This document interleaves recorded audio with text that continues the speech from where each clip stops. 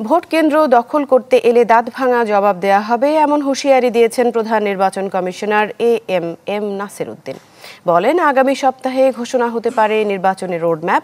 CC আরও বলেছেন, সরকার চাপ দিলে পদত্যাগ করবেন তিনি। Furniture just smarter, JMG furniture. ত্রয়োদশ জাতীয় সংসদ নির্বাচন নিয়ে শনিবার রাজশাহী আঞ্চলিক লোক প্রশাসন কেন্দ্রে শুরু হয় সম্মেলন।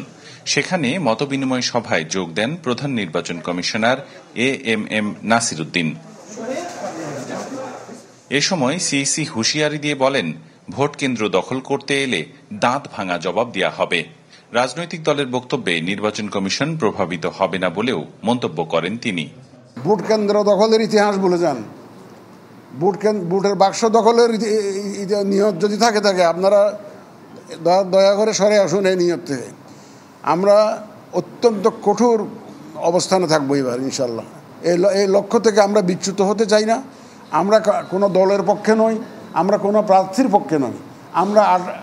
আমরা একদিকে বলতে পারেন 18 কোটি জনগণের পক্ষে, অথবা 13.5 কোটি ভোটারের পক্ষে। তিনি আরও জানান, ফেব্রুয়ারিতে রমজানের আগে নির্বাচন প্রস্তুতি হিসেবে ভোটার তালিকা হালনাগাদ হয়েছে, কেনাকাটাও এগিয়েছে। বিগত সময়ে ভোট জালিয়াতির সাথে যুক্ত ছিল এমন কর্মকর্তাদের রাখা হবে না নির্বাচন প্রক্রিয়ায়। আগামী ফেব্রুয়ারি মাসে, রমজান মাসের আগে নির্বাচন যাতে সুষ্ঠু সুন্দরভাবে হয়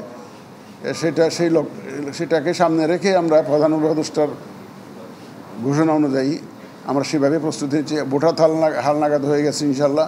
যারা অতীতে এ ধরনের কাজে সম্পৃক্ত ছিল তাদের তো আর পদায়নের প্রশ্নই আসে না, কিন্তু আমরা যথাসম্ভব একটা সুষ্ঠু নির্বাচনের জন্য সুন্দর নির্বাচনের জন্য যে ধরনের কর্মকর্তাকে পদায়ন দরকার আমরা খোঁজখবর নিয়ে, একদম মাঠ পর্যায়ে খোঁজখবর নিয়ে সেই ব্যবস্থা আমরা করছি ইনশাল্লাহ। এছাড়া সরকার চাপ দিলে পদত্যাগের হুঁশিয়ারিও দেন সিইসি। সরকার চাইবে তার ওনার হুকুম মতো কাজ করতে, নাসির উদ্দিন আমাকে চেয়ারে দেখবেন না আপনারা, সেই গ্যারান্টি আমি দিতে পারি। আবরার শাহিদ, চ্যানেল 24, রাজশাহী।